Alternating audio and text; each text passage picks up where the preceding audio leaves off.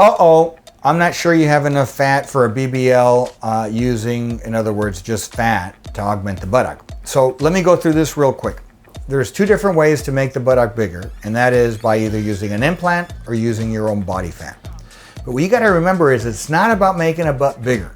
It's about making a butt prettier, shapelier, perkier, and then if you want size, it can become about size.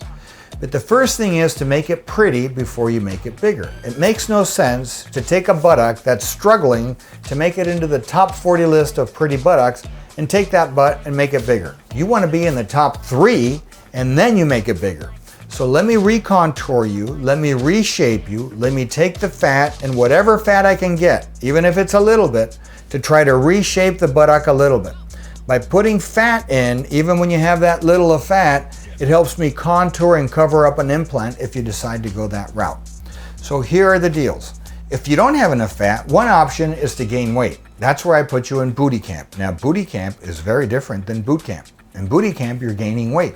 And I need you to eat about 3,000 calories a day. Very easy to do. You go to Publix or any one of your grocery stores and buy Ensure. Those are the high protein shakes for the elderly. They have about 500 calories and you drink 5 of those a day.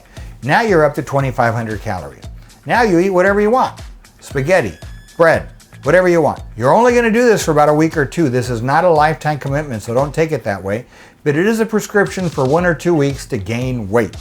So eat about 3,000 calories a day and don't work out. So one option is to do that. Now let's say that you don't want to do that or that you still don't have enough fat. Okay, now I'm going to do liposuction to contour and sculpt your body. I'm going to take whatever fat you've got and transfer it. That's if you have any. Very rarely do I run into somebody that I don't have any fat to take. I mean really rarely. And in my career of doing over 6,000 BBLs and over 400 implants, I've maybe run into 5 people where I don't have enough fat to use. I mean, a little fat.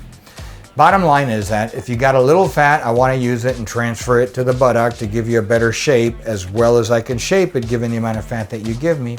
Okay, but now I need to make your buttock perkier and prettier and more voluptuous. Now I've got to use an implant. Okay, the implants in the United States are usually solid. They're round. I like to use the smooth ones because the smooth ones tend to have less seroma formation. What is a seroma? It's fluid collection around the implant that's yellowish in color. It can develop several weeks or several days after surgery, or it could develop years after surgery. The problem is that if you get that seroma, I got to remove that seroma. Sometimes it means reoperating. That problem occurs more with textured implants, so I don't like using the textured implants. And so I use more of the round, smooth implant, and I'm going to put it in your muscle. So it's not above the muscle, it's not below, it's sandwiched in the middle, because by putting it in the muscle, it gives me a little bit more coverage over that implant, so it makes it look more natural. Now, because it's in the muscle, it's more painful, so guess what? There's a new medicine called Exparel that I can inject into the muscle, and you really get no discomfort from the operation. It decreases it by almost 80%. I definitely would do that medicine if you decide to do implants. Now, implants used to have a very high complication rate, almost 30%. What were the problems? The incision would open up, the implant would become exposed, I'd have to remove the implant, leave it out for 3 months, and some people, they just kept having that problem and I couldn't put an implant back in. The other thing is you would get infections. So those were the most common problems that we were having, so we changed techniques. Now I do 2 incisions that go down the center of the road, so they're in the middle of San Andreas fault on either side. Sometimes you can see that scar at the upper part like little bunny rabbit ears.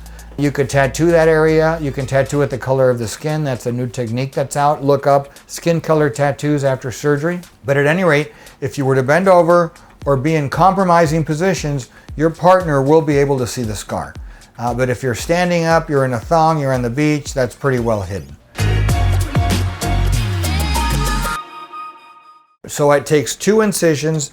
I go in there, put the implant in the middle. Now, what size implant can I put in really varies. I can't put in too big of an implant. I can only accommodate where your body will fit. So wounds opening up can still happen. It's not a problem if it opens up at all, as long as that implant's not exposed. If the implant is exposed, I'm gonna have to try to salvage that implant.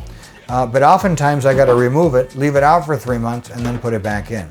So it really depends on what's going on. Infections are really a low rate at about 1 to 2%. All the other things that can happen with implants like hardening, flipping, rotating, seromas, chronic pain, that really is at around a 1 to 2% incidence, so it's pretty low. But remember, whenever you're using implants, you have a lifetime risk, a 20-25% chance of needing a reoperation because of the implants. That's a study that we found in breast implants. If you've got breast implants, you got a 20 to 25% chance of needing another surgery for whatever reason in the breast area. The gluteal augmentation operation, usually if I'm just doing the implant, takes me about 40 minutes.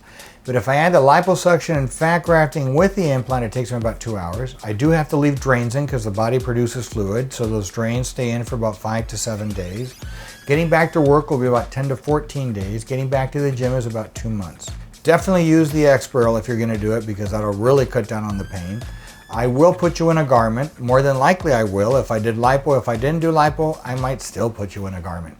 So bottom line is that we're really looking forward to meeting you and seeing you.